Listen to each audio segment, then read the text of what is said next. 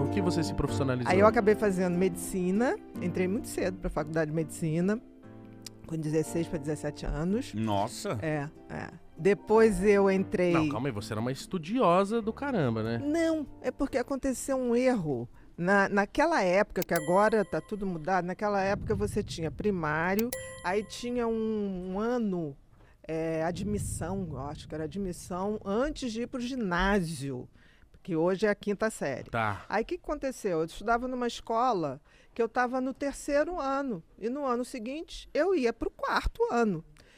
Por um erro, alguém, não sei, me matricular na hora lá. Você foi direto pro ginásio. Eu fui direto pro ginásio, pulei 2 anos.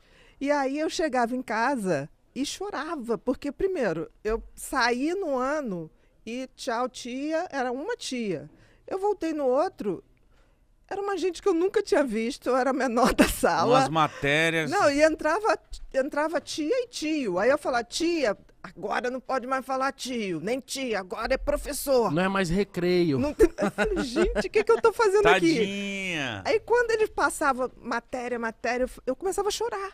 Aí eles, por que você tá chorando? Eu falei, eu não vou dar conta de fazer isso tudo. Aí eu falei, eu sou uma burra, sou uma anta. Aí fiquei 15 dias ali no desespero, chorando. Eu tinha uma babá que, nossa, é meu amor até hoje, não tá mais aqui, mas continua sendo.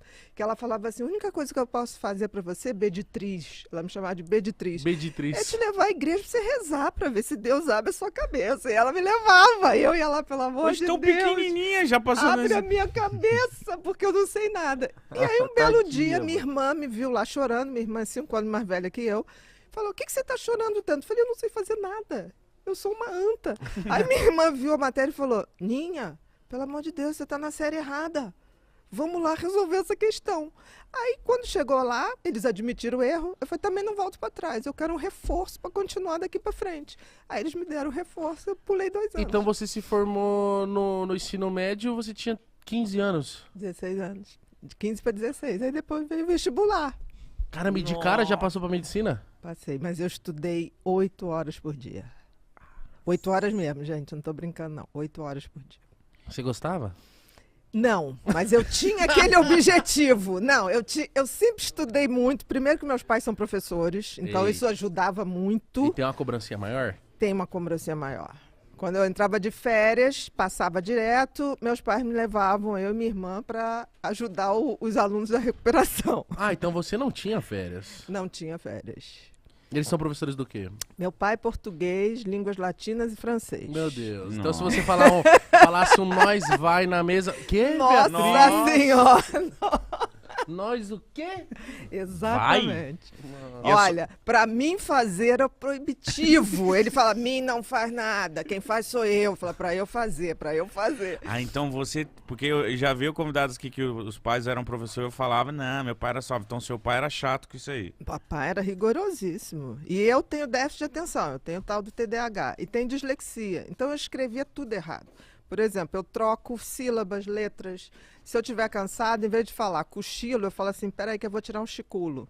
E eu escrevia isso. É sério? É sério. Então, quando meu pai botava... Chiculo. Chiculo! E pode misturar muita coisa.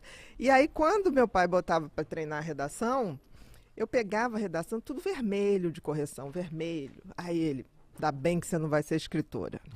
Aí eu falei, é verdade. Aí minha mãe vinha, né? Minha mãe bem mais, né? Chegava e falava assim, filhinha, a ideia é bonita, a sua mensagem é bonita, só falta você acertar os erros de português. Mas a sua mãe era professora de quê? Primária.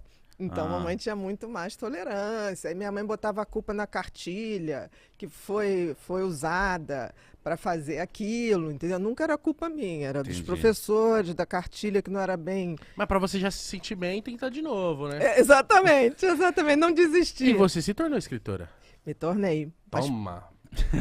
E aí, Não. papai? não, eu achei tão bonitinho que ele um dia chegou para mim, me perdoe, porque eu dei valor à forma, não ao conteúdo. E é verdade, por exemplo, até hoje eu escrevo da mesma maneira, quando eu escrevo à mão livro, dá de 6 a 9 bics cada livro. O que são Bics? Bic, Caneta caneta Bic. Ah, entendi agora. Nossa senhora! Caneta Bic. Então, o que que acontece? Eu, quando escrevo numero lá, o papel ofício, vou jogando no chão. Escrevi tá. Não paro para ver. Depois é digitado por alguém e alguém traz para eu ler. Quando eu escrevo, eu não faço muito pouca pontuação. Não sei se está certo ou se está errado o que eu estou escrevendo. Você só joga a É sua o ideia seu lá. jeito. É o meu jeito de falar como se você estivesse ali comigo. Eu estou escrevendo para você entender. Aí o que que acontece? Depois que eu acabo de escrever, eu peço para a empregada ler. Se ela estiver entendendo, tá bom. Eu falo assim, tá bom. Ela falou, olha, tem uma parte ali. Eu falo, não, mas aquela parte é só para estudante mesmo. Esse capítulo você pode pular. Mas deu para entender? Ela, não, deu para entender. Aí eu libero. A partir dali, vai para o revisor. E eu sempre digo, meu revisor dentro da editora ganha mais do que a média. Porque o revisor que faz aquela parte Nossa, o chata. revisor deve ser muito chato, cara. Mas o que é o revisor? É o Ele cara tem que revisar. perfeccionista. Não, mas Vai é uma personalidade. pontuar. Mas tem gente que tem uma personalidade feita para isso, gente. É o detector de erro. Você não conhece nenhum amigo que o cara só detecta o erro? Sim. Esse é o revisor. Não,